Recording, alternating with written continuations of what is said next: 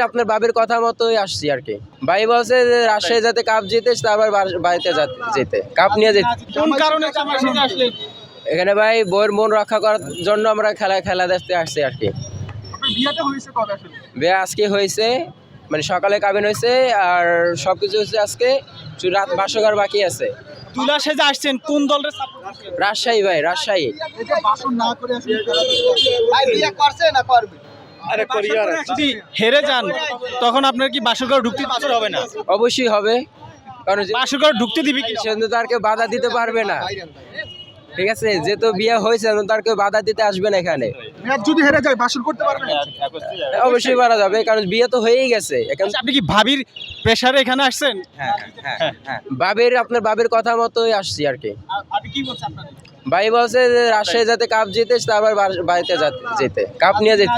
আর না জিতলে কি ভাই? না জিতলে পরে দেখা যাবে, কিন্তু আগে তো আমরা 100% কনফিডেন্স নিয়ে আসছি যে রাজশাহী জিতবে ইনশাল্লাহ। আপনি কি বিয়ে করছেন? বিয়ে সবকিছু হয়েছে, খালি বাসর বাকি আছে।